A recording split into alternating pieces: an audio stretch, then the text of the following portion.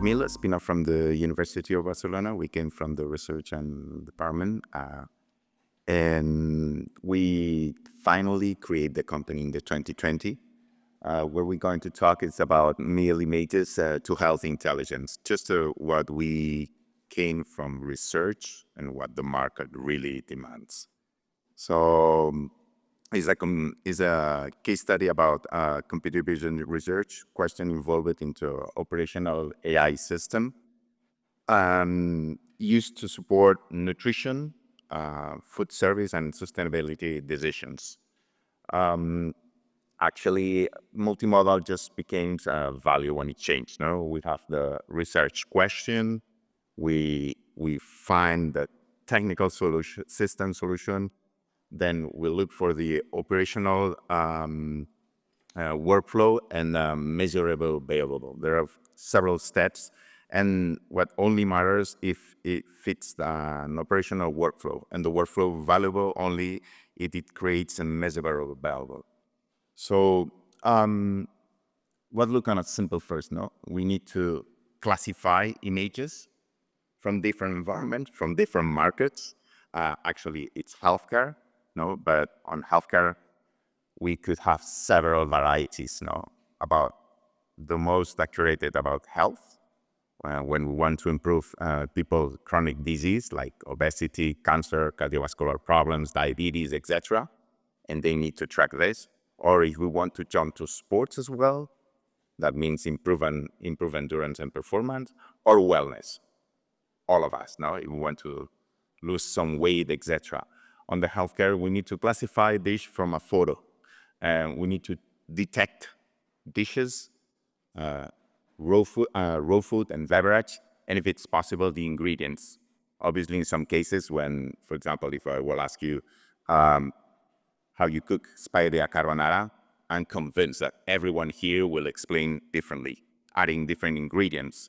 So in some cases, we need to, or just when we recognize the spaghetti carbonara, then to retrieve the nutrition information from professional dietitians and nutritionist databases. Or in that case, if we are on a closed environment, on a facility like a hospital, to ask for that nutritionist that has requests to kitchen to prepare and to cook those spaghetti carbonara in that sense with those ingredients. In that case, we will retrieve the nutrition information from those ingredients in order to determine the quantity and the nutritional value for that dish. So same dish, we have different problems, same dish, many appearances, different dishes, similar visual cases, and it's not only measurable intake. This is the huge challenge, no? All the dietitians and nutritionists said, okay, it's nice that you could tell us like the shafam, no? It's nice that you tell that song, but in that case, dietitians and nutritionists want to know the quantity. It's not the same if I told you that I have this glass, but if I will approach you over a meeting or an online meeting, you think that this glass is completely bigger. So if it's filled with water, it's water, like, okay, water. But if it's filled with gazpacho or another, that means different nutrition information. So they really need and request about quantity. This is very important. So we need to understand the pre-consumption, we need to understand the post-consumption, we need to understand the actual intake.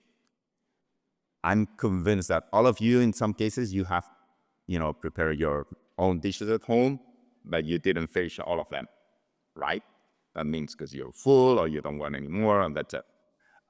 So it's important to understand the actual intake, what you really ate, and to transfer as a nutrition information that goes directly and helps to professionals. But this is very tricky because obviously on a salad, there are several ingredients that you never know. Or the olive oil. You add olive oil, but it just goes down till the bottom of the plate. Or the salt. The salt is almost invisible. But these are ingredients that modify the nutrition information from that dish. So once we recognize a dish, we need to provide the ingredients or the list of ingredients that we think or we expect that are on that dish. If we can recognize those ingredients in real time, because we are users and we don't want to spend a lot of time having that result taking a picture, we want to spend, wait 3-4 seconds maximum, no, not even more. Then in that case, we retrieve the nutrition information from the nutritional and dietitian professional databases, where it says, green salad, it's composed by this. Once you have the ingredients, you could just modify, add and remove ingredients and quantities. So as we use RGB to understand and recognize different dishes and the depth volume cameras to recreate the volume of each dish based on the density of each dish, we could calculate the quantity about all the dishes that appears on that meal. But then as well, to use the recipe and to use the nutritional database. That's the food intelligence that the market requests. And not only this, they want to know not the pre-consumption, not the post-consumption. They want to know the actual intake for giving best advice to the patient, but as well the food waste for operational department, but as well for sustainability. This is very important in hospitals. For example, here in Spain, it's by law, it's mandatory to report every day the food waste. So if we could provide, classify in real time, digitalize, they just gain something extra. So it's very important what was served, what was consumed, and what was discarded. So everything that is waste gives data for operationals to understand if they really like that kind of fish that seems like boiled fish, that if you ever been in a hospital for a surgery or whatever is it, and you have to stay for one night or one day, in some cases they provide some food that you don't like. So if they check and they have the food waste, the leftovers, they really understand about that. Okay, that fish, no one likes it. No one eats it. That means, okay, from the nutritional side, I need to look and search for another dish with the same nutritional values that I could just swap if it costs the same. And for operationals, I need to search for something that it doesn't convert as a leftover, that no one likes it, that no one eats it. It's bothering the hospital and obviously the economy, and for sustainability as well. That case, technology could be applied even on a kiosk, even only a camera, a deck camera with a monitor and a screen for the operator. What really matters for them, for a hospital, to double check that everything that's on the tray is what should be on that tray. Today, Eric Verdaguer, stays at a hospital clinic in room 202 and has this menu except, for example, apples. Why? Because he's allergic of apples. So the computer vision just takes a picture, confirms what's on that tray, checks, takes a picture and reads barcode, a QR code, whatever it should be, to identify that this is the API key user with that menu, except the apple because he's allergic. And if it matches, perfect. If it doesn't match, it writes an alert. The operator could just directly change what should be changed. And as well to estimate the quantity. Then when he takes the second picture, this is from a self-service restaurant from one of our clients, but as well it's the same technology applied for hospital. I cannot show you pictures from hospitals, sorry, about the non-disclosure agreement, I could not show that for that. So, and then the second picture, we identify the leftovers, even it's the way that it is, and then we have pre and post, so we have the actual intake. We provide that data. Different dishes, look and feels. We train an algorithm that could be trained with unlimited look and feels, unlimited dishes. We train an algorithm like an exam. No? Today we have a menu about 50 or 60 different dishes. This is our exam. For dinner, it's another one, and tomorrow morning, another one. So we train algorithm per shift.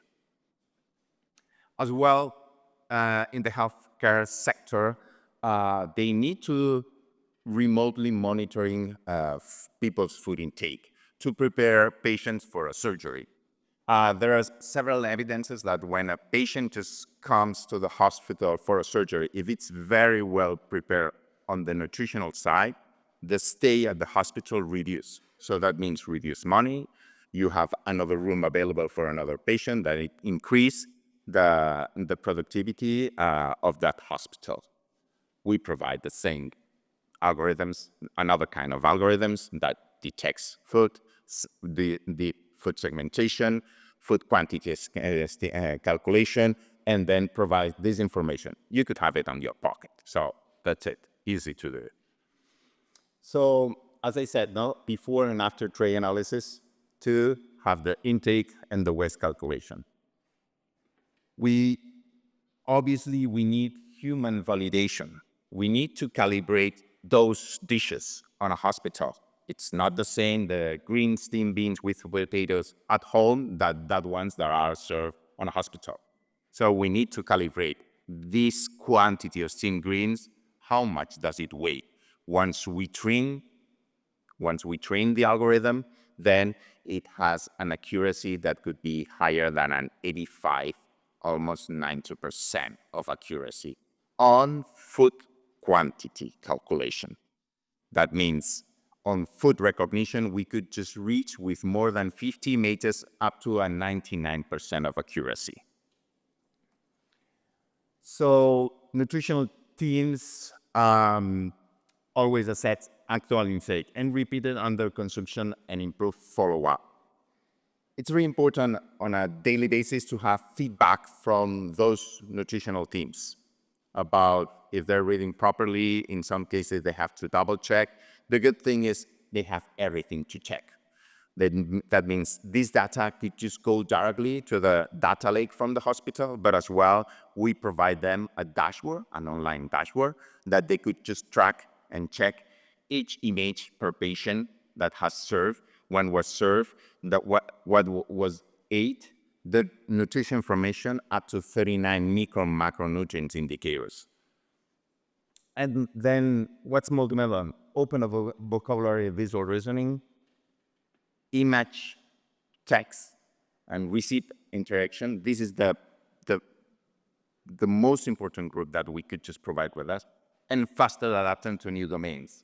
Maybe in the future, we should add something to the app saying that, okay, I could just take a picture, but instead of typing, adding and removing ingredients or quantity, just say, okay, just I add some olive oil and Modena vinegar and whatever is it, directly over voice to include on that recipe that I have cooked at home last night. Very important.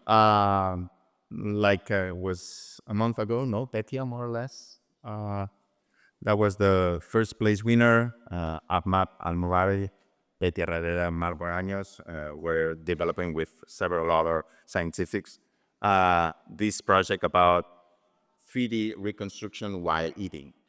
In some cases, there are parts occluded. The food volume is changing. We need to understand this on a proper estimated time, not to have results in 6 hours, in 10 hours, in 12 hours, because this is not affordable for the market. The market needs to request, obviously, as soon as possible. Imagine, for example, in some cases, on a self-service restaurant, or when you go to a supermarket that you take a product, and manufacture a product, and you go to the cashier, and instead of waiting for a man or a lady that just go and takes all the products and go for the lane, you do it by yourself, scanning the barcodes. Did you ever did something like that? No.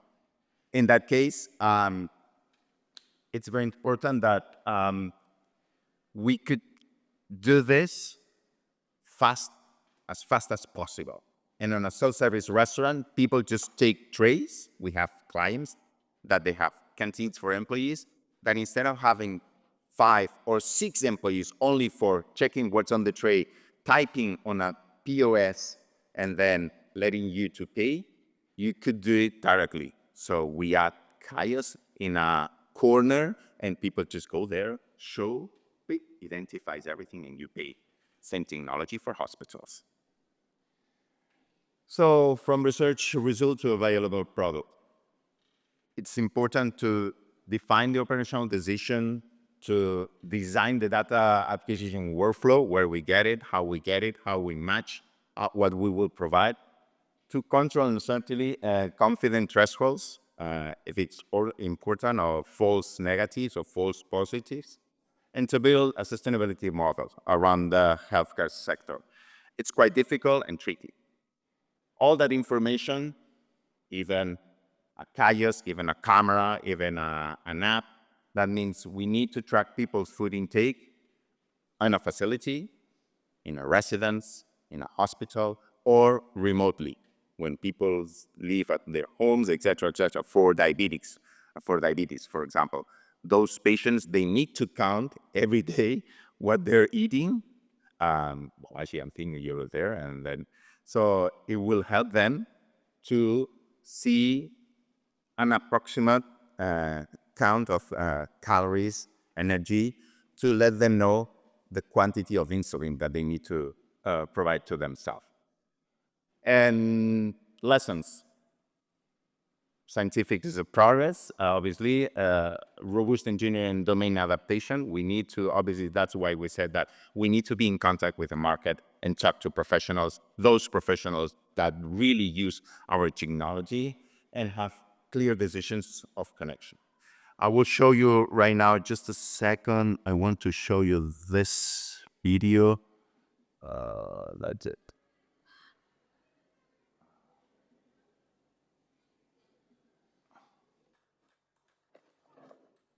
Oh, sorry.